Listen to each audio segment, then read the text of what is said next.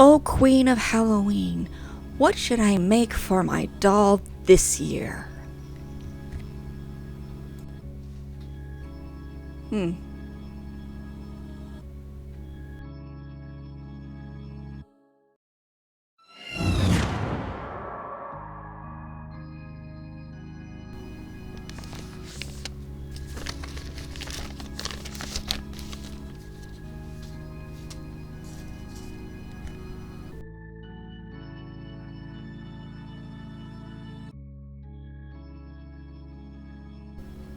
Okay, you want me to make this one? Madama Butterfly. Oh, I love that game! I've been wanting to do this doll for the past year! I think that's a great idea, Queen of Halloween! Hello, and welcome to my channel. I'm your host, Dancing Tohari, and, well, you saw what the Queen of Halloween picked, right? To the workstation! Welcome to my project box. Already in this project box, you can see we have several things. First of all, we've got several different sizes of elastic cording. The reason being, I wasn't sure what size this doll needed. And some pre-printed eyes and a ball-jointed doll. That's right, I'm doing my first ball-jointed doll. This particular doll, I bought one from Salmon Creatures on Etsy. And, well, I ended up buying the STL file too, so I could print it up in custom colors on my 3D printer. She's going to need a magnet in her head to hold it closed. She needs some joints, with some hooks, S-hooks, and some bars put in for the joints. But first, let's see what size cord I need for sure. Don't worry about this other doll. The back of the head had a little bit of a mishap after it arrived. Was not the creator's fault. I do know how to fix it, and I will be soon. Oh, that looks like the right size. It's the smallest size I bought, and it looks like it'll be just a perfect fit. Now, this torso piece printed mostly hollow, except for the bottom where all these supports were. For some reason, this part didn't come out hollow, so let's fix that. We're going to drill a hole, and then we're going to widen it using my sanding tool. This is actually supposed to be like for nails or something, but you know, it works. Let's just widen that hole a bit and perfect. While I had it out, I did try to sand some imperfections off of the body from when she was printed that I couldn't sand off earlier with a buffing block. Let's try to get in there one more time. I did most of this way ahead of time. I've had this doll ready for a while. It's just I haven't had a chance to get to her until now. I wanted to do something special, and the Queen of Halloween's choice just totally sang with me. Now, as you can see, this head doesn't quite fit perfectly. There's a little support in the way, so let's get rid of those supports. We don't need them anyway. We'll be getting rid of those and putting in magnets. So let's sand those down. And while I'm at it, I go ahead and sand around the sides again, just trying to get as good a fit as I can. That's a lot better. It's not perfect, but it'll do. She is going to have a headdress on, or a carapace on, so we're not going to see that anyway. But still, another buffing block just to smooth it out. Now let's work on the bars and hooks for the joints. First, you need to find a hand drill bit that will be small enough to accommodate that's about the same size of your wire.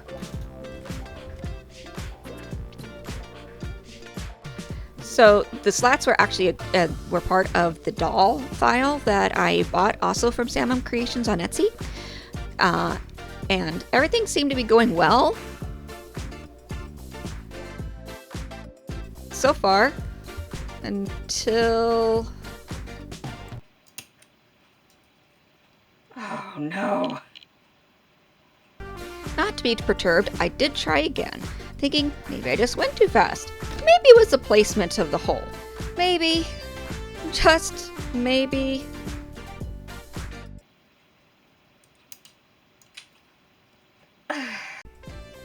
And well, I did try drilling in from the other side to see what would happen, and it just broke. Well, let's try the feet. Maybe the feet will be okay. Let's just hope, pray. Come on. Please. Please. Don't break. Don't break. Okay. At least the feet will be okay with this. And well, with that success under my belt, I went ahead and drilled out the hole for the second one, and it went fine as well. And well, that's when I grabbed out my epoxy sculpt and made 2 tiny balls and began to repair the joints on the wrists. I did try to put a split in there at first. I think I ended up just making them solid little balls in the end. A little bit about Bayonetta 3, which is the game that I was referring to in my intro. Once the epoxy sculpt is cured, of course, that's when you want to drill the holes and then put in your slats or carve out your little notch. Anyway, so Madama Butterfly is a demon and she's not evil, so she actually assists an Umbra witch. She is contracted to a witch named Bayonetta, who is one of 2 last surviving witches of the Umbra clan. 500 years before the Umbra clan was in their little game universe, their Umbra clan was, of course, hunted down. Now, with using jewelry wire, I did make some S-hooks and some rods to put through the holes that I've drilled in. And instead of just gluing them in, I decided to seal it in with epoxy sculpt on the wrists and on the ankles. I think next time I'm going to try epoxy glue. It was a little bit easier, I think. Let's get ready to string the doll. So, using that same cord I saw before, I hook it. I actually feed it through the hook. I loop it, double it over, loop it, feed it over the hook, feed on each piece, just like I'm making a necklace. And well, I ended up having to make a little tool to help me with this. And then I pull it through the torso. And then I start feeding more pieces on, but at this point, the tension's getting really high and on that bit of bungee cord, so it's time to sew it closed at the ends. So this is the 3rd game in the Bayonetta series. I highly recommend, if you don't know anything about it, look it up on YouTube. Look up Bayonetta series or just Bayonetta game, and you'll find, oh my goodness, it is. If you're highly religious, don't take offense to it. The Umbra witches do kill angels on a regular basis, but the Lumen sages kill demons on a regular basis. It was part of their contracts. So the Lumen sages were contracted to angels, and the witches were contracted to demons. Doesn't mean that all the demons were evil or anything. It's actually got a lot of surprising twists and turns. It's just a very fun game to play. Lots of action. Just try to keep an open mind when you play it. To feed on the rest of the pieces, now that her arms can hold a pose, I feed another loop with the ends coming out of the neck through the torso pieces, and then I split them down into the legs. And I use skewers to kind of keep my place here.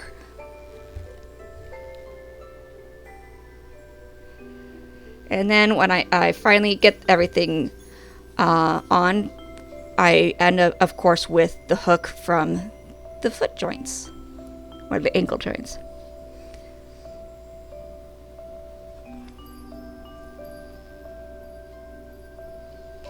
And well, we have got to try this on with the head, of course. We want to make sure that we have everything set right so that everything's nice and tense when the head is on and can hold a pose.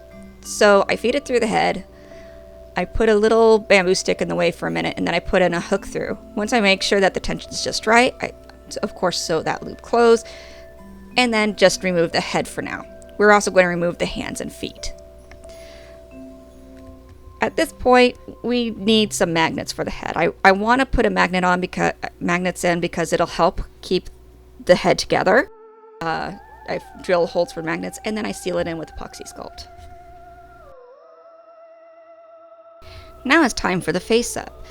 Breaking out my oil-free eyeshadow colors and my watercolor pencils, I began sketching out the features around the eyes. This is going to be a very simple face up, just a little bit of blushing. The lips need to be colored, of course, and her eyeliner and eyeshadow needs to be done. And the way this is supposed to look is it looks kind of like flames around her eyes in black. So I want to try to imitate that here. Once I get the basic sketch drawn in with my watercolor pencil, I go ahead and shade it a little bit with my eyeshadow in black. I want to give it a little bit of a soft look still. And then I sketch in the harder details of the outlines again.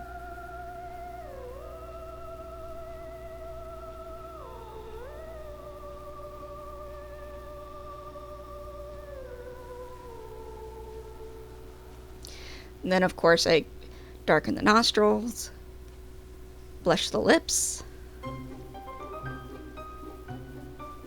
wipe away any mistakes with a kneaded eraser afterwards.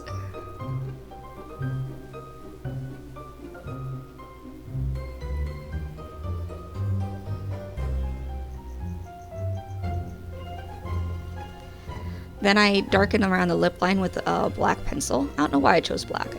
I wanted to give it a good contrast, I guess.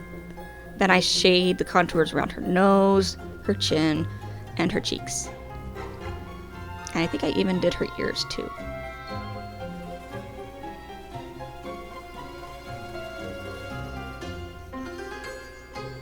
I did get a little too shiny, so I think I ended up switching eyeshadows for the nose and just made it a little bit lighter.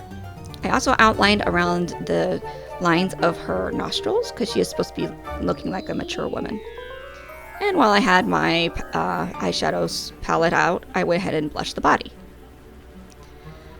After a coat of Mr. Super Clear on both, I go ahead and continue building up colors around the eyes and refining the shapes.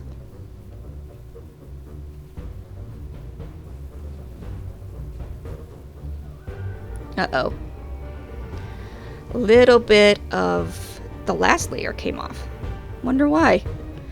That does happen sometimes with Mr. Super Clear. It's rare, but, well, after another coat, I decided it was time to break out the gouache. My gouache watercolor paints. If you don't know what gouache is kind of like a watercolor. Well, it is a watercolor, but it's like a jelly solid. So instead of being a hard solid, it's like a jelly type consistency. It's a lot of fun to paint with. I would prefer to paint with those more than normal watercolor, I would think, if I ever did that.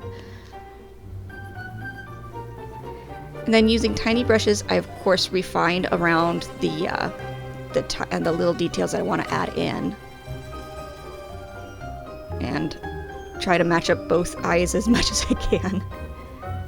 I gave the lips another blush and gave it another coat of a couple coats of Mr. Super Clear.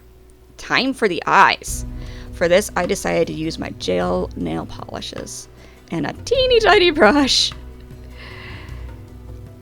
I'm using a Kiara Sky. I think it's one of their crimson, sparkly, glittery crimson colors. I forget exactly what it's called. But all the materials will be listed in the description box below this video. So if you're ever wondering what I use, it's there. After I get that layer cure, I go ahead and, well, I hit it with some non-wipe top coat from Kiara Sky. And wow, I was having a hard time holding on to that one, wasn't I? I gave it a final cure. Wow, I love how they came out. So red and sparkly. They look more red and sparkly in person. They look a little darker here. Maybe I'll have to use a different kind next time. Using some silicone putty, I went ahead and affixed the eyes into the head. Then I went ahead and did the same thing with a magnet in the back of the head. because she has a carapace. We need to make it. So I go ahead, take off the magnet, wrap her head in plastic, put the magnet back on, and then I break out the Worbla. Worbla is a material used by cosplayers. It's a great thermoplastic, so what looks like a hairdryer that I'm using is actually a heat gun. It's a little bit hotter than a traditional hairdryer gets, and with this you can get it really hot really quickly and can work with it a little bit faster. Just be careful not to burn yourself.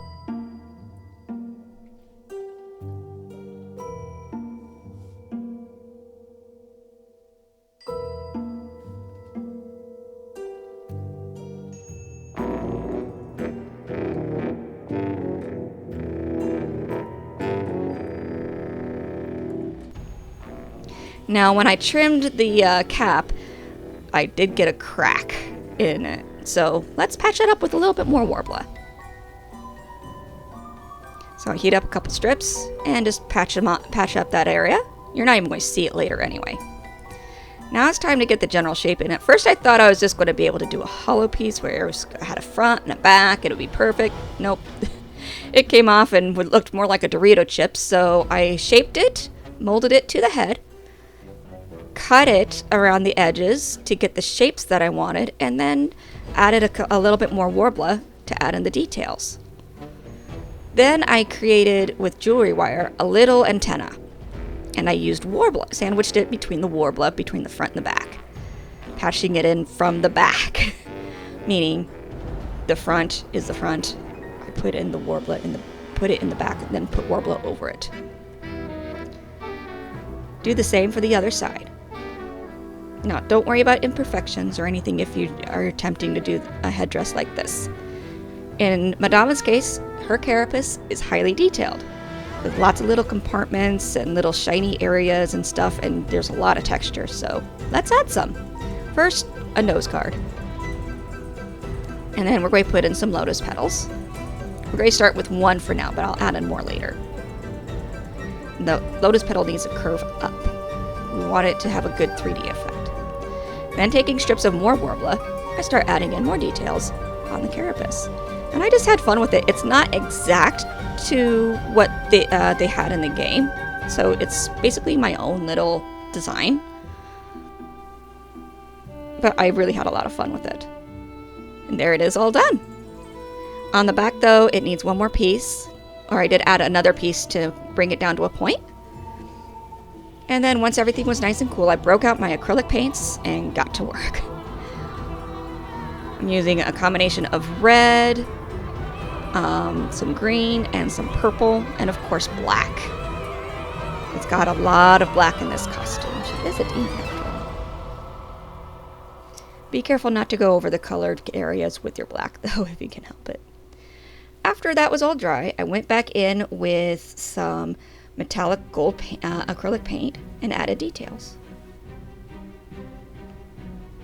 And of course I used a teeny tiny brush that's meant for nail art, but it works great for little details. Let's make those antennae gold too. I mean, they're not in the game, but I think it'll just add another pop of color and make them stand out more. Okay, and now it's time to adjust to color the wrist joints, so we're going to make them black because she wears gloves. Then I put some Lumiere gloss coat on the headdress and then add details to the hands before adding Lumiere paint, gloss varnish to the top of that. Of course, I also gave her colored nails and gave her a ring with jewelry wire on both hands. That's looking great. Now we need to make her shoes. So out of Worbla, I wrapped her feet in plastic and created her shoes. I followed some YouTube videos on how to make shoes, but I kind of used different materials than they had. I finished them up with elastic ring to go around the ankle and some ribbons. Then I made her some fingerless gloves to finish off that part of the sleeve, because she has the fingerless glove that goes all the way up, plus a belt sleeve that goes over that. I made her a paneled wrap skirt. I made her a little thong to go underneath that, which ends up getting attached to the skirt later to help hold the skirt down in place. Wow, that looks great. I made her a top. And then using Warbler, I go ahead and create her a little collar piece. I create a mid... I'm not even sure if this would be called a garter or what, but we're going to call it a garter. I'm not sure what else to call it. Then once the collar piece is dry, go ahead and paint it black, and then add embellishments to the skirt. Each panel got its own set of embellishments, but they all are matching. I also took the embellishments up the skirt once this part was done. This took a while, doing this by hand, but totally worth it in the end, I think you'll agree.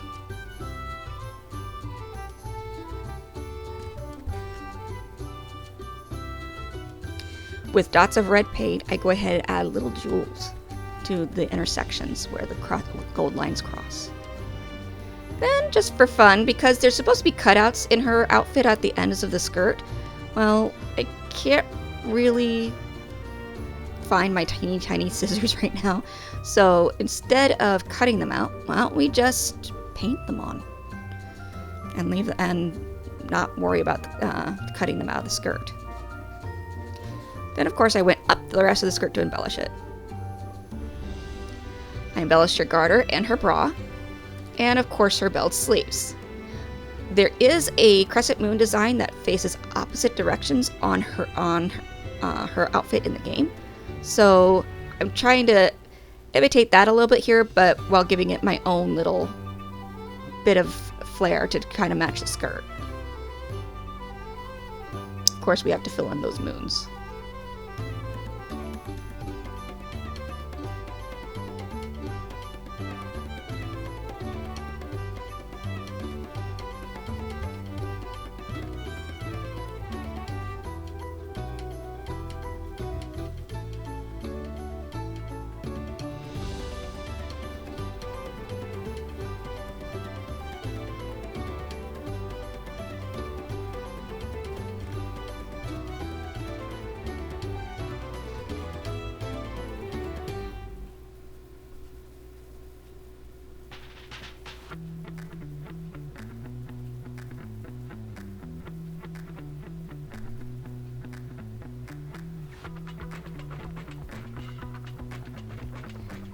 And while I'm trying to match a skirt in my little embellishment here, I'm also giving it a little bit of its own unique take on it. Just a little bit. It's not an exact match, but it's still fun.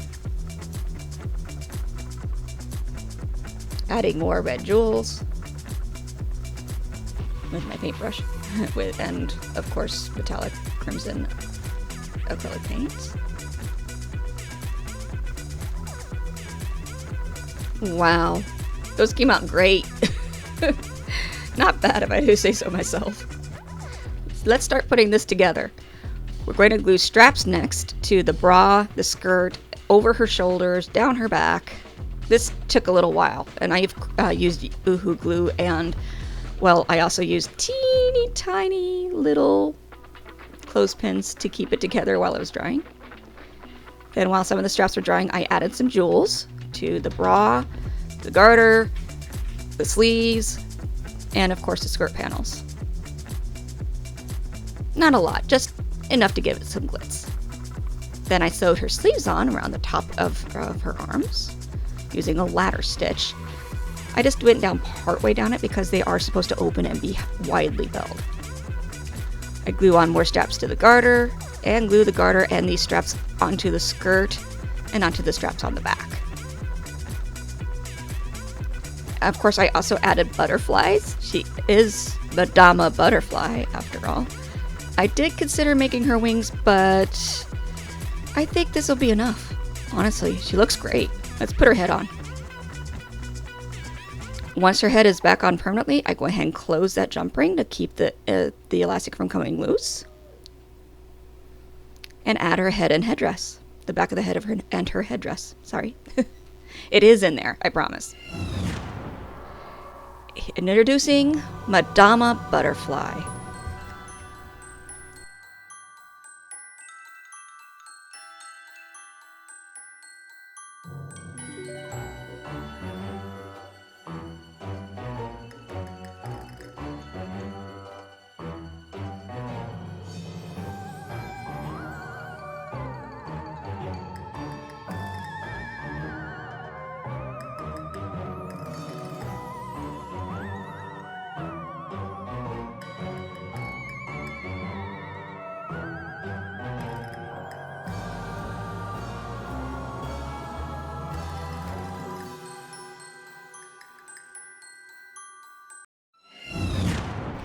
And look, now the gang is all here.